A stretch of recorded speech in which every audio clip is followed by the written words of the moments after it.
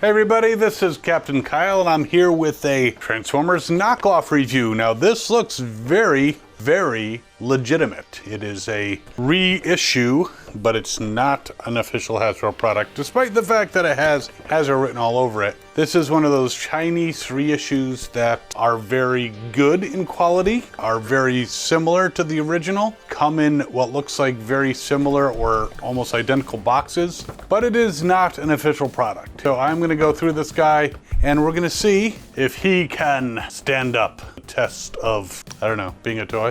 Be right back.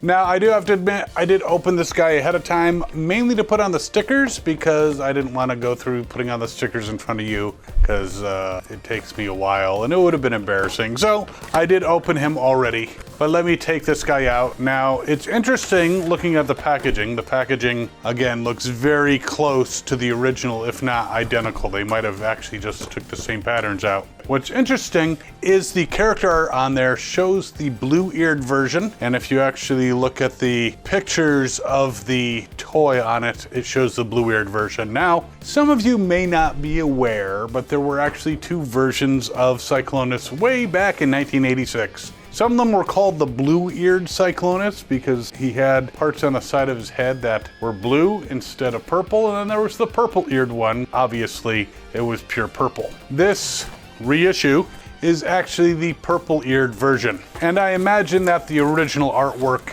did not change between the purple-eared and the blue-eared versions of this character. The toy was always in the same packaging, always with the same artwork.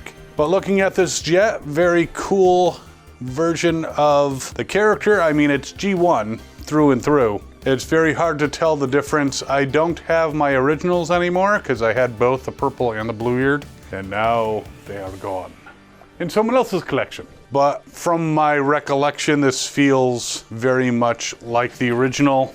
There are some die-cast parts, like the hinges, but it overall feels pretty good. And comes with a gun. It also comes with instructions and sticker sheets and a decoder. Now, one way you can tell with a lot of these reissues is a lot of times it won't necessarily have factory stickers on it, but they will oftentimes include the factory stickers. You just have to like look at the box or look online and find good pictures in order to figure out where they go because they're not labeled. And also the rub sign right there is generally not on the toy, so you have to add it, and you could rub it all day, which is not recommended because you could go blind. You could rub it all day and it's not necessarily going to show an Autobot or a Decepticon symbol. Actually, looking at this one might actually be working. Looking at it closely, it actually does seem to be color changing, so maybe some of them work, but still, it's not a real version of the toy. So let's check out his robot mode and see how he feels during the transformation.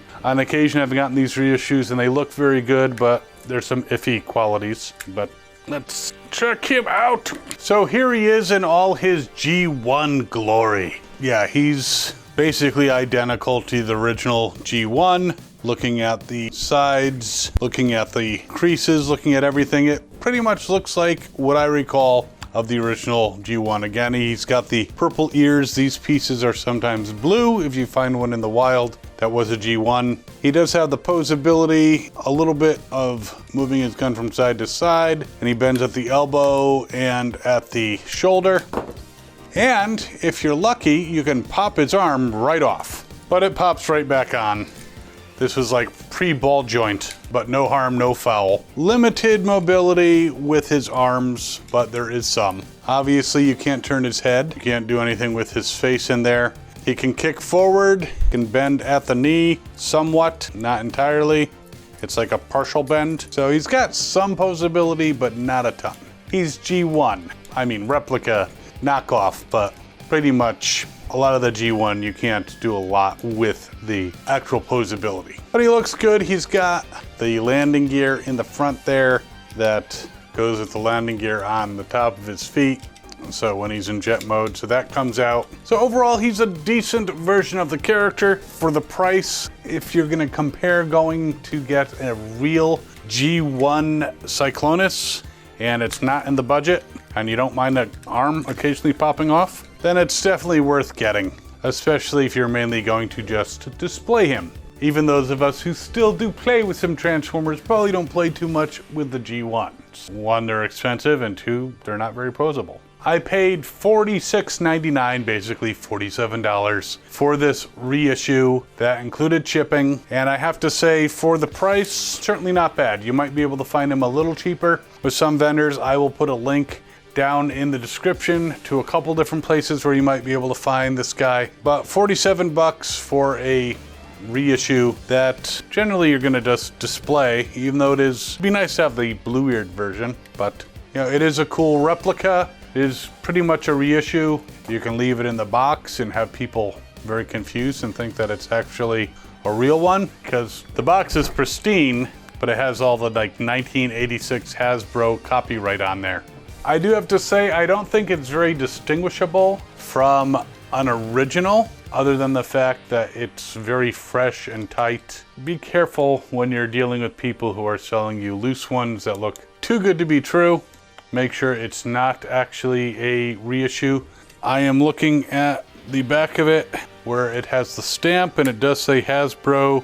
It looks like the original actual manufacturer's stamp on there and the copyright. So it's not going to be able to be distinguished. Of course, we also have that same problem with loose reissues, because if someone gets a reissue from the Toys R Us or the Encore reissues that came out, a lot of those look exactly like the originals. Sometimes you can tell because the mold was used a lot. It's not as crisp, but even then it's very hard to tell. So very cool to have. Please don't pretend it's real. Please don't try to pawn it off as an actual G1. But if you just want to have the character, you like the character, you want to have something nice to display, definitely a good addition to any collection. And like I said, the box appears to be the original printing, so it's not, again, very distinguishable from an original. But if you do get it brand new and you open it up and the rub sign is not attached, it's separate, that's a good sign. It is a reissue and someone was trying to take you for a ride. I think the bags might have been a little bit different.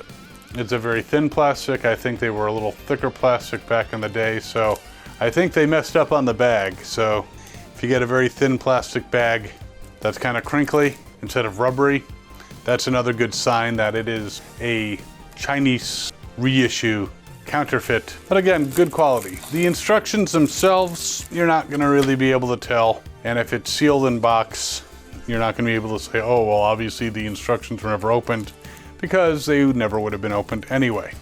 So just be aware, don't let someone pass off something that looks too good to be true. This box has no shelfware on it. It is possible that someone has an original G1 in this good a condition. It's not likely that they're gonna be in this good a condition, and will probably be like sealed and authenticated. But again, 47 bucks, I recommend him just if you wanna have them in your collection and not pay the high prices for original G1. And that's pretty much it. While you are waiting to get this guy, which again, I'll put links down in the description. Check out some other videos, subscribe, comment, you know, visit fandomspotlight.com. We will see you next time, and as always, have fun. Good hunting.